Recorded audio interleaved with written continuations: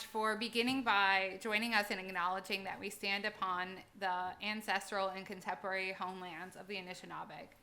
In doing so, we seek to heal traumas inflicted by an ongoing history of colonization and to correct intergenerational injustice. By acknowledging this, we respect these vibrant, living, and present cultures.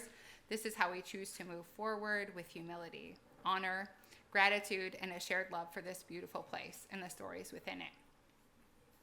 Tonight's event is supported by annual donors to the museum, and so we are so grateful for those who support us each year. And I just want you to know that we have this really special program where if you give $100 to the museum here in Marquette, it supports education and programs that we do here, but you also get a reciprocal membership that's good at more than 1,200 places across North America. So Canada, the US, Mexico, and it works.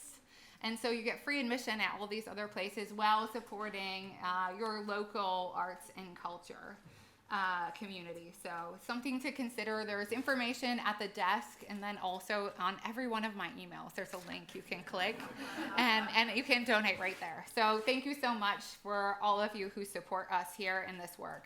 It is my great pleasure tonight to introduce Carrie Flaspohler VanderVeen and Catherine Benda, two Upper Peninsula artists who it was just such a joy to work with on this show. They're dedicated to their practice, and I think that you can see that in the color, light, and promise of hope in their work in the gallery, which we'll all be enjoying in just a little bit. Each of these artists will speak for 20 minutes. Then we'll allow like 2 questions, and then you're welcome to ask questions in the other room after, okay? So that's just the rules of the event. Carrie will speak first, and then Kathy will speak second. Carrie works in gouache paint. If you don't know what gouache paint is, you'll soon learn. And she received her Bachelor's of Science in Architecture at the University of Michigan and her MFA from the University of Wisconsin-Madison. She is the curator-director of the Finlandia Art Gallery in Hancock, Michigan, and has been for 21 years. Okay. And then Catherine Benda is a multimedia artist who's working in paint, thread, and paper. She received her BFA from Central Michigan University in painting and drawing. She lives and works in Marquette, but she spent 40 years living along the shore of Lake Superior up in Keweenaw County. And so we'll hear from Kathy, second. Without further ado, I will pass it over to Carrie. Well, thank you very much for coming tonight, and all my friends and family who are always so supportive of me. It means a lot, so thank you for being here. Emily, this has been such a joy for me. You gave me a purpose this year, which is really an awesome superpower to be able to give someone a purpose, so thank you. And to David and Emily and the whole crew at DeVos, I'm super impressed with this place. It's such a gem for the community, so thank you for having me here. My name is Carrie, and I've been living for the last 25 years in Hancock. And tonight I'm going to share with you information about my influences and also my techniques and the process of returning to art making very late in life after a very long break, and you'll see why I had a long break. But, Emily, okay, here we go. So as I've aged, I've become a lot more reflective, looking at the path that I've taken to get to today and the life experiences and the choices I've made along the way.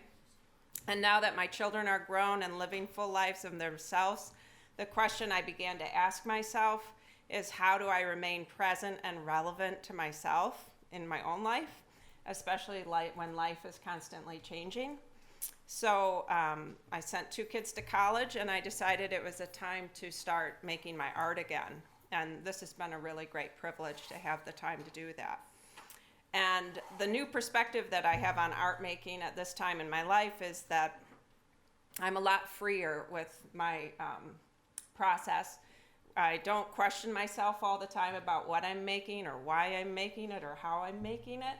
And that's like a real gift to be able to think about how you want to be creative and not be self-judgmental. So when somebody asks me what my art's about, I always hesitate to answer. It's a hard question to answer in a few sentences, so I usually say something like, I use plants and birds and butterflies to symbolically examine the human experience, and usually people look at me and kind of nod and say, okay, and move on. So you can see my work is full of images of nature, but I don't really consider myself a nature artist. The worlds I create are imaginary, fantastical, romantic, and metaphorical. So I mostly use natural imagery as a metaphor for life in all its stages. So I was recently reading an article and a book about a book called The Origins of You, How Childhood Shapes Your Life. And it's basically looking to answer the question of how did I become who I am? And their study offered this metaphor that suggests that humans are like storm systems. Each individual storm has its own particular set of traits and dynamics, and meanwhile, but its future depends on numerous things, and it can be changed by all the events around it. So how did my storm systems bring me to create the work that you're going to see in the gallery?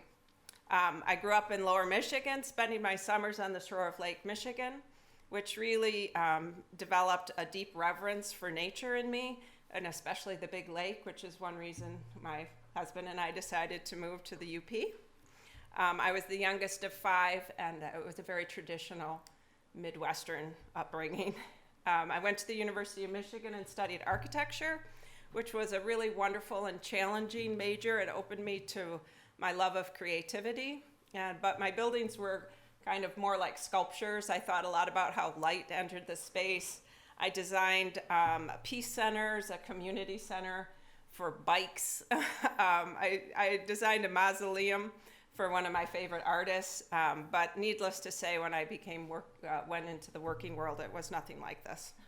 So everything changed for me after graduation in '86. I started a series of trips. I went to India, Nepal, and Thailand by myself for 6 months. And then I also went to Egypt and Spain and Portugal with my husband. But those trips fundamentally changed my life. Like I said, this is where I started. Very kind of young, naive Midwestern person that didn't know much about the broader world. So I returned from traveling. I worked in architecture for about 6 years on and off, and then I went back and got a degree in art, a Master of Fine Art from Wisconsin. I finished. I remember walking out, being done with my MFA, and thinking, "Oh no, how am I going to make money now?" And I got certified to teach in the elementary school, and I taught art in the elementary school for about 3 years while my husband finished his PhD. By the time we moved up to the Upper Peninsula, we had 2 kids, and I spent 4 lovely years at home taking care of them. I then became the director part-time at Finlandia and the curator. And then late in life, I finally can see myself as an artist again, mostly because I have the luxury of time to make art. So if I could use a metaphor to describe the process of bringing creativity back into my life after a very long break, I would say it's like a pomegranate. So I always buy pomegranates at this time of year because I really love them, but I'm also a little intimidated by them. I know something wonderful is inside, but the outside shell is tough, and once inside, the process of getting to the good stuff is a lot of work. You extract the seed, and you get a bite, and it's a shot of sweetness, but at the same time, you taste that hard seed. So little by little, you work your way through that sweet and soft and hard combination, and it's pleasurable and a little unsettling, and there's always a few rotten seeds in there that you have to get through. So persistence is the key. So I'm going to start now showing you some of my very first work after taking a 20-year break of art making. So I didn't make artwork for 20 years. And in 2019, we moved to New Zealand. I took some paints with me. I'd always been curious about gouache. These are tiny little paintings, 8 by 10. They're not something I would typically show to an audience, but what I wanted you to see from this is, first of all, there was a speed bump for me to get over, to start painting again. It's not like riding a bike. It's difficult to start after so many years. So these were my little step into it after 20 or 18 years off. And so I wanted to show these to see sort of that it's persistence really in practice that gets you where you want to go after many years of working. So when I was working on these paintings, I was living in New Zealand, and I was trying to think about connections across cultures. And we were in Christchurch at the time that the terrorist attack happened on 2 mosques. So I was a visitor there, as the country grieved and tried to deal with the loss and heal. So in these paintings, I was thinking about how we choose to reflect our similarities and our differences. And in my work, throughout my work, you'll see the butterfly image represents both fragility and resilience in the face of adversity. And the tick marks that I started to incorporate in these paintings were a device to express connection, and then they started to play a larger role in my later work. So I'm going to share with you I'm going to peel back the skin of the onion and show you how I started. This was one of the, maybe the 4th or 5th painting I'd made after that long break, but I'm always fascinated with how things are made. So this is gouache paint. And I start with the drawings and start layering up. What I didn't realize when I packed gouache paint to start working after so many years is that it's a really difficult media. It's a opaque watercolor paint, and it stays soluble to water. It's never really permanent. It just like you add water and it's soluble. And so you start layering paint on top, and it picks up the color from below, and you get a new color. So it's quite fussy and difficult, but I really fell in love with the rich color on the surface. This is the finished piece of that process that you saw, and it's in the show. And it's called Reflecting Growth, and I did 2 more in this series, and these are both in the show too. So this is like my very first working into painting again after a lot of years. So these are the last 3 paintings I made in New Zealand. With each of those paintings, I became a little more comfortable with the gouache. The one problem I had painting with gouache, if anybody's worked with this, I could not figure out how to fix mistakes. It's very difficult because, like I told you before, it just keeps mixing. So you can't really cover them up very easily. I know some people have techniques for figuring it out, but it took me a long time and a lot of really careful painting to figure out how to deal with the gouache, but I loved the quality of it. So we returned back to Michigan. Everybody knows what happened in Michigan and in the world in 2020. It brought a lot of challenge and stress to so many, and the anxiety that I felt in my personal life came into my studio. And so what I did is I just responded by painting things that represented peace and beauty to me. So geraniums, peaches, how lovely does that get, right?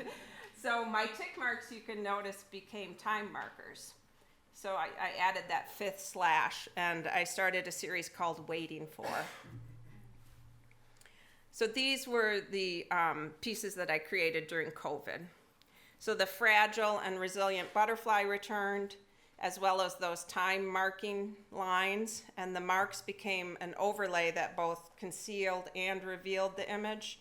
And I used art at that time to really calm myself, which was really great. I decided to challenge myself and get some bigger paper, 22 by 30, and I started, this is a painting called Waiting for Abundance, part of that series. And I brought this in so you could sort of see the process. So I start with drawing, I move into the gouache layering, and one layer doesn't really cover the paper, so you have to layer upon layer. And I started to get more comfortable with how those colors blended to get your final work. And this is the final piece called Waiting for Abundance, which is in the show. My family in 2011 lived in Hilo, Hawaii for a sabbatical. And my eldest daughter was in 11th grade, my middle daughter was in 8th grade, and my son was in 2nd grade. We had a great time there. We just loved it. And one of the really memorable things for me was the smell of the place. It's very humid, and the fragrance of the flowers is just amazing. So that self-soothing part of me started this painting, and it was really kind of a love letter to my children too. And so I started with the drawing, started adding. Now, I was getting comfortable with how, the layering was going to affect things, but I got really anxious with that third one because the color's so vibrant, and I thought, oh man, is that gaudy, But once I added the tick marks to it, it calmed the colors down. And you can see I started integrating other color tick marks into it, sort of blending it, creating this almost tapestry-like appearance. And I think I'll continue with this a bit. I haven't done too many more, but I started, around this time, I started this series of paintings, which it's similar, but I started incorporating birds. I had felt at this time, it's kind of towards the end of COVID, and I started to feel, and my children were moving out, it was kind of like a big period of transition for me. And I started feeling like I maybe had lost the ability to feel that sense of wonder that you have in the world. Like I remember when I was a college student, I poured cream into my coffee and I'd just sit there and look at it. I had a really easy accessibility to wonder. And I felt like with the pandemic was creating so much suffering, the political climate has been very disheartening, and the environmental crisis has been really demoralizing for me. I just started feeling like I had lost a sense of peace. So I started this series to try to reinvent that sense of wonder in myself. So these are two of the first ones that I did at that time. I dedicated more time to my painting in my studio, and I just willed beauty into my art and into my daily experience. And I acknowledged the struggle, but each mark I made was like a meditation. And I imagined this abundance and it kind of just surrounding myself with color and light and beauty. It made me feel some of that joy that I felt like I was missing. So in doing this, I started looking at nature really closely, marveling at its structure and its color and its beauty and its incredible resilience. And everywhere I visited, I started taking reference photos of plants and flowers that I could maybe put into my paintings later. And just that process made me feel this sense of place and presence. So I tried to manifest this sense of wonder in my art, and through time, I actually started feeling it because I was doing things again that connected me to things that were important to me. So the very first slide you saw, there was a piece called Love is the Great Intangible. This is the process of that piece, and you can see here, like I went on a trip to the Everglades with my daughter. We went on a bike trip, and I just was fascinated by the thistles, and we spent a long time photographing them together. So I put those things into my art that remind me of a place I've been, and it's magical. So you can see that building up of the gouache paint and the layers. It's really hard to get, to the final piece where there's this deep, rich color, but it takes a lot of layering. And in this next piece, this piece is called She Reflected on Her Life. And it shows, I usually put a base color down like a blue and do the drawings and then start layering and start moving towards the final piece. So you can see how much layering it takes. That's why it takes so long to create these paintings, but it's a real pleasure to make them. So But if you look closely at the work, if you have a chance in the gallery, you can see how some of the imagery actually weaves in and out of these tick marks. It doesn't completely cover it, so it's that idea of revealing and concealing. So I'm just about done here. We talked about how much we love Hawaii, and we went back there this May for vacation, and I started, these 2 trips come out of that. There's actually like the picture, the bird in the upper corner is from a reference photo that my son took, so it's like a way of bringing family, but love and a lot of things into these paintings. So this is the first time I started adding extinct species that had gone extinct into my work, and I think that's something I may do more in the future. And this is the last painting. This is the largest one I made. This is actually 30 by 40, so it combines the nostalgia of my youth with the nostalgia of my children's youth growing up here. And it's also a recognition that some of the most emblematic species, like the monarch, which was just everywhere in my youth, can face decline from habitat loss and other environmental factors. So the last 2 slides, I thought I'd show you some of my artist references. I thought that might be interesting. These are who I call my grandfather influencers, because I was just telling someone when I was in college, we just studied male artists. Now these are really old artists, but it was all about, art history was greatly male at the time, but this one is sort of my muse.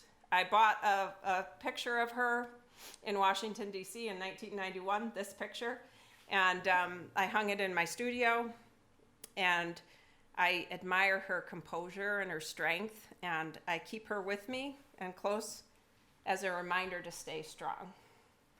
The other 2 artists, Milton Avery and Mark Rothko, are 2 people that I just am in awe of their glowing color and emotional use of color. And I also really resonate with the flat sense of space. If you've seen my paintings, they're not really dimensional, they're quite flat. And I've always just enjoyed that. And since I'm using Instagram more, I've been able to find a bunch of contemporary artists that I really like, and these are 3 examples of them. And it's a wonderful thing to have such easy access to seeing what's happening in the contemporary art world. So, 1955, and I'm done.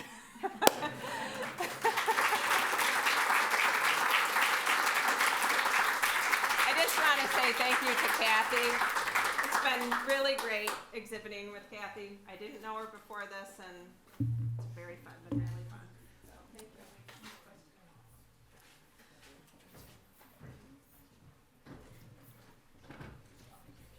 What's the button? The button is the air. I'm not timing. Okay. So you are timing it because it's right here. Oh.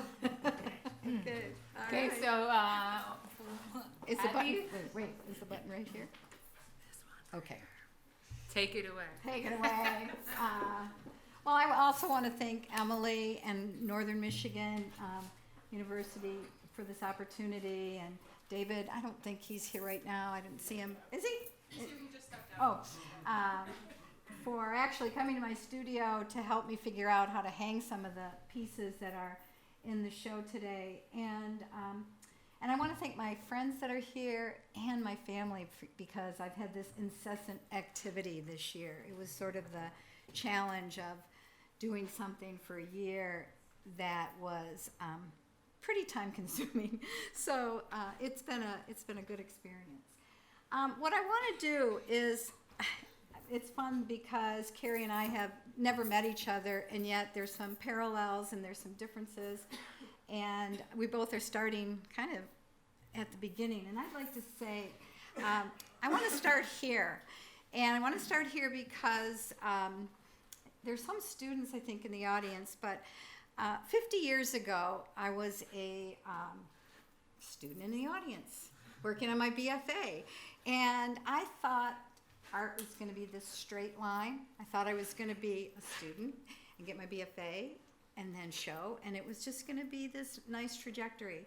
And it's not like that. And I think Carrie even trajectory is a little bit not like that either. So, and I also had these fantasies of where I would be making art, because you'd see these rooms with these big windows in France, and you think, oh yeah, that's what I'm going to have. Well, shortly after college, this is what I was living in for about 4 months.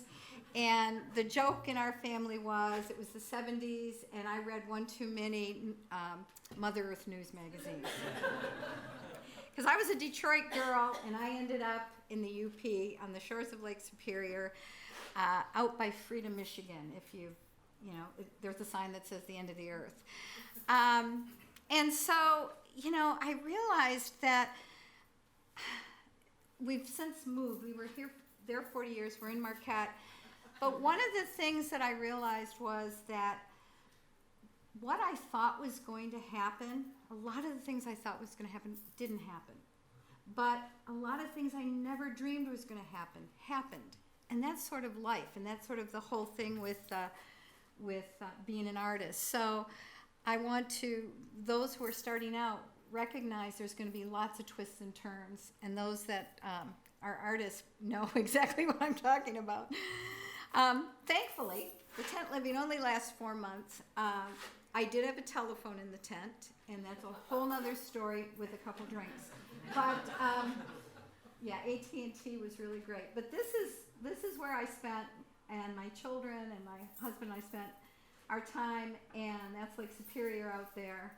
And it was wonderful and exciting and isolating, and every emotion that you can imagine. And it did influence some and most of my early work.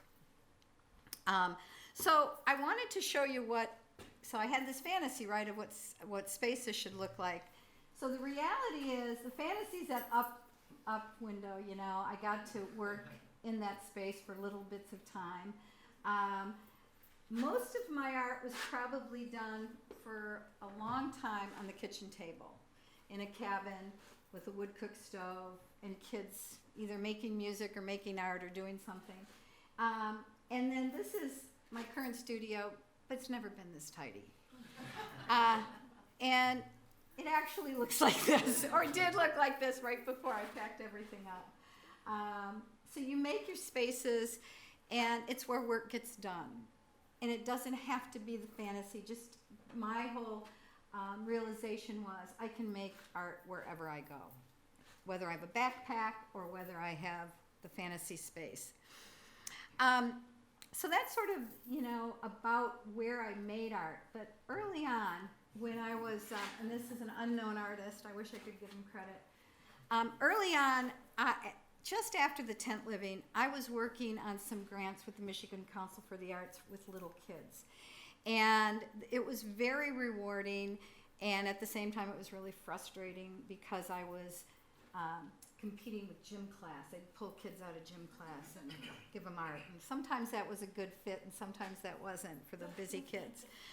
But I also ended up doing a lot with kids, because I worked on developing an indoor play space and creating some play activities for little kids. And I found that this is my biggest inspiration, children's art and the way children play. And what I think is interesting is play and exploration is so important to brain development, but that's what's important to making art, to allow yourself those opportunities without judgment, to just let's go with it. And as I was working with these kids and making this play space, I had access to all these wooden pieces of hardwood, and I decided to make sculptural pieces that would be able to be movable but also could stand alone. And it was another way to kind of push, how can I play with this material, and how can I do something different? And I thought, well, if I make one, that's going to be cool. But what happens after I make 200? So I made 200 of these blocks, And I've since given a lot of them away. But the idea was also that I could change things up as I wanted to see what color and shape and form did with one another. And I think this early work here, which was probably maybe 10, 15 years ago, is can be seen in the work in the gallery here. There's also a lot of low risk, high reward with this type of thing, and I think that's really important to have in your work, or some of the work you're doing. Always have that kind of ability. The other thing I wanted to talk about, as I was doing the 200 blocks and I was trying to get into my studio, I came across this quote from a professor of mine that he said, when you start working in the studio, when you start working, everybody is in your studio, the past, your friends, enemies, the art world, and above all, your own ideas. All are there, but as you continue painting, they start leaving one by one, and you are left completely alone. Then, if you are lucky, even you leave. And I think that became my mantra of saying, okay, I have to just do the work, stay the course.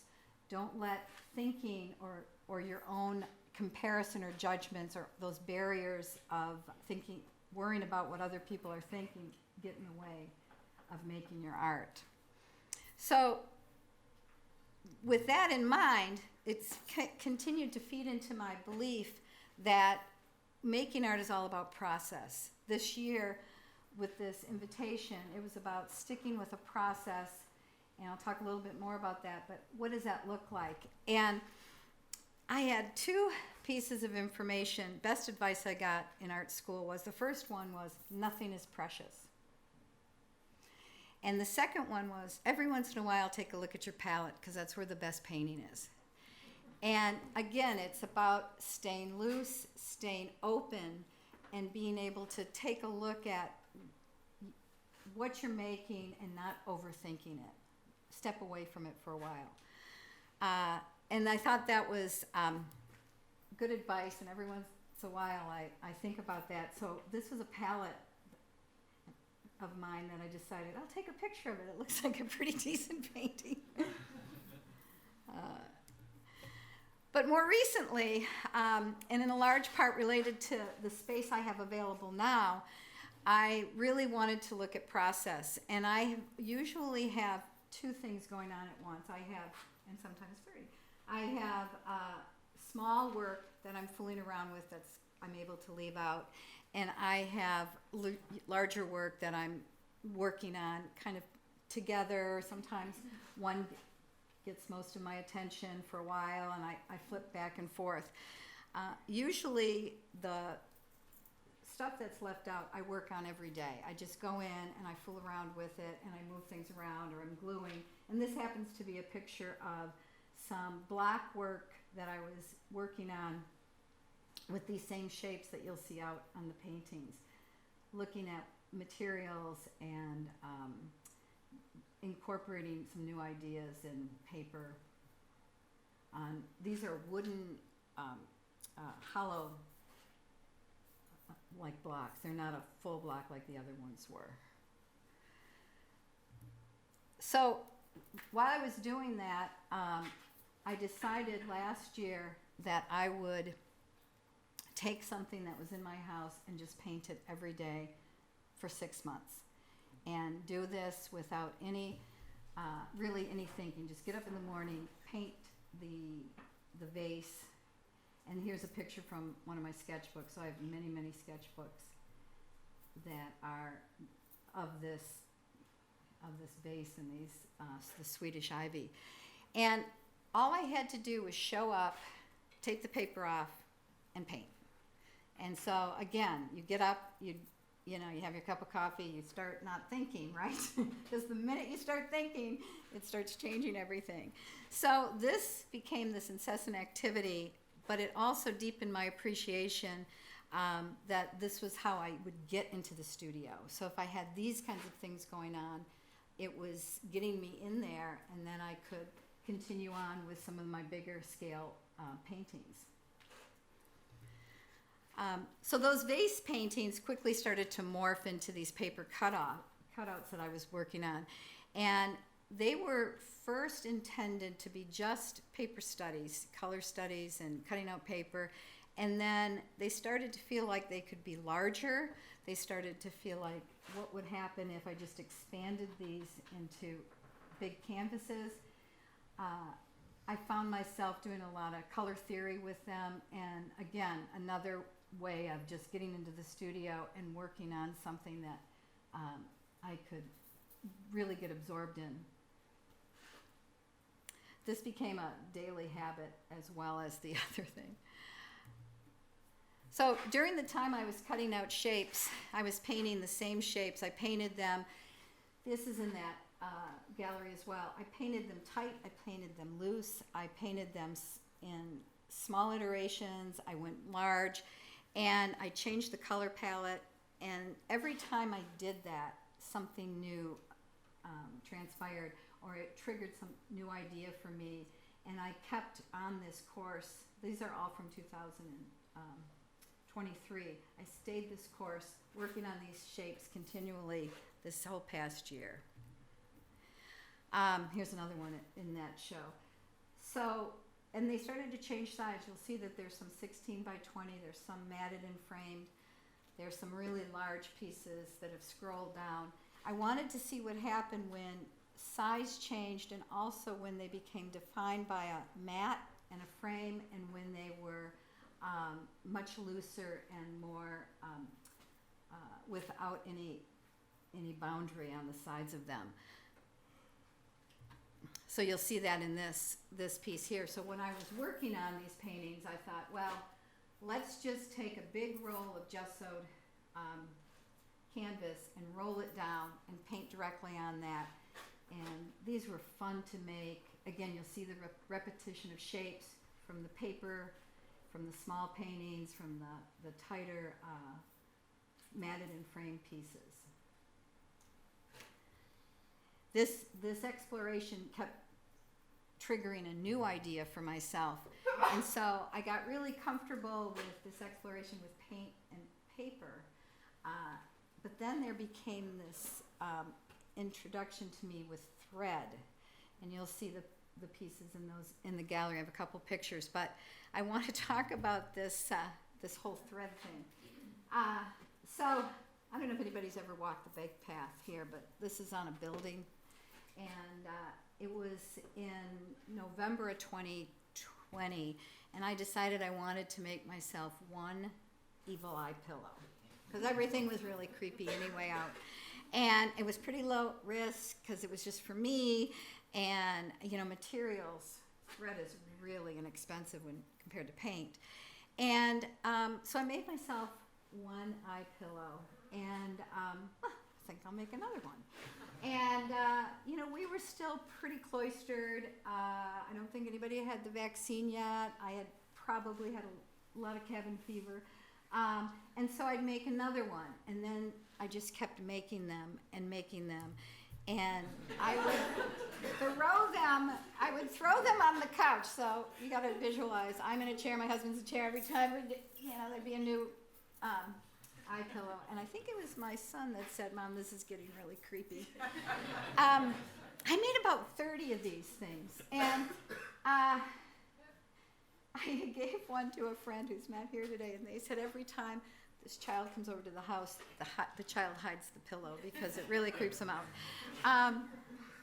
But I also want to say, when I was making these eye pillows, I wasn't painting very well. I was painting poorly. I was maintaining the sketchbooks, but I was overthinking. Everything was discombobulated. The world was, discombobulated. I was watching the insurrection and making eye pillows, and it was like, okay, there's something about this. And it was, the overthinking was just, mind-boggling to me, because I just couldn't, quiet my brain. But when I stitched, it became meditative. And I think Carrie said something about the mark making. It sort of just calmed me. It was like, oh, it's just a repetitive movement, and it was really, really helpful for me. So then I got hooked. I got hooked. You can get all kinds of wonderful colors at Michael's, and honest to God, they're like 50 cents. They're wonderful. So I started this freeform piece again. Now all these images from my my paperwork and my paint started coming through, and you see my hands coming in on this one. And this piece, it's called Notes to Myself. It's in the gallery. Took me about 200 hours. There was a broken thumb involved, not from sewing, but at the same time. And so there was a lot of sitting down and just methodically working, and this was all freeform. So I would work on something, I'd do a little bit of drawing, but then it would just take off. And as I was making these, I realized that the back was as intriguing as the front. The back was talking to me as well. The knots and the bigger stitches, and sometimes it gets frayed a little bit, and I was really attracted to that. It was at this time also that I started looking at the work of other embroidery artists, like anonymous women who were, you'd go into an antique store and there'd be some embroidered pillowcase.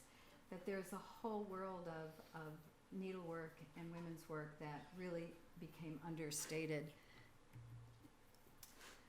So here we have, these are 2 photographs of this whole year, what I was doing from the thread and the needlework, the painting. You can see the paper cutouts in the studio.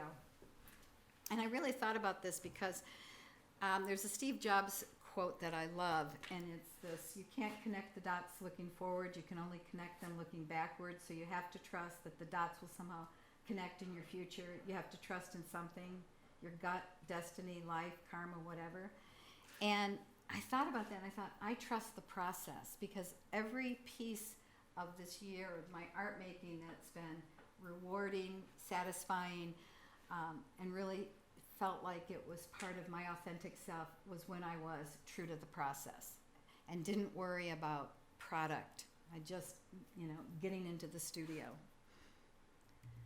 And then this is what it looked like in my house with that's my daughter with the eye pillows. But I thought about this because it's been a crazy couple years, and in this, it's so much uncertainty that sometimes people will say, I don't even know why I'm doing this anymore.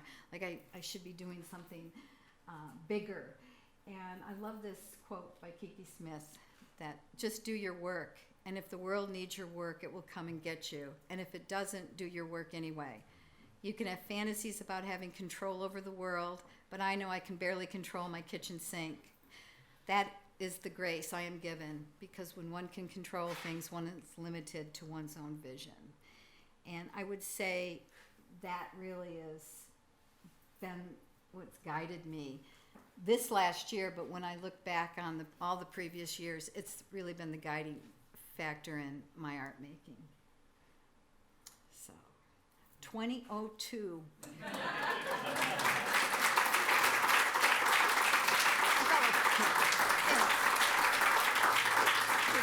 Did you want to come up to questions? We have, let's take 2 questions, and then you're welcome to ask them all the questions you want in the other room, but I think so we can see the work and spend time together. 2 questions. So if anybody has a burning question, let's start with you. Anyway, there's a lot of pressure on that question. If anybody has even one question.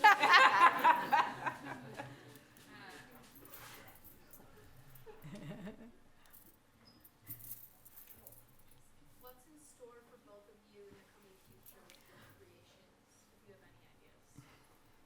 Well, for me, there's like no going back. I feel like getting art back into my life has been one of the best things that I could hope for. So I'm older, so I just relish it, I think. That's a good question. I think that I think there's more thread work for me. I want to explore some new areas with fiber and textile arts. So yeah, and just get in the studio, right? I'm going to make my comment in the form of a question, like Jeopardy.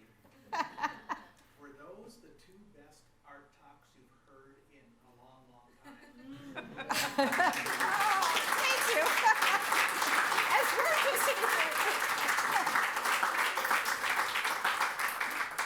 Thanks, Mike. He was a plant, by the way. Right. Okay. You mentioned studio work. You both have made so much art in these past few years leading up to these exhibits. Has conquering the idea of perfectionism been a challenge in your work, and how has the studio and consistent art making played a role in that? I'll start with Yeah. that. I read something that I loved, and it was, don't look for perfection, just look for excellence. And that was really powerful because, you know, once you put that perfection above you, it can keep you from doing anything. And then you start overthinking. So, yeah, I just go in there. And we didn't show you the bad art. I did, remember? No. I mean, there's some stuff that, when I said painting poorly, there was some poorly painting going on. It's kind of funny for me. I had a little bit of the opposite feeling. Like, I actually kind of dove into the feeling that it's okay to be sort of a tight painter who paints precisely. And, you know, when I went to college, all my professors were abstract expressionists. So it was really wonderful sort of to just give myself, like I said, I didn't have to worry about how I wanted to paint. I just painted the way I wanted to paint, which is tight. You know, I'm a pretty tight painter. I'm not super loose. And I kind of dove into it. I don't think it's called perfectionism, but it's, you know, it's giving myself license to do what I want to do if it's tight or not, you know. Good. Yeah. Thank you so much. Thank you, guys.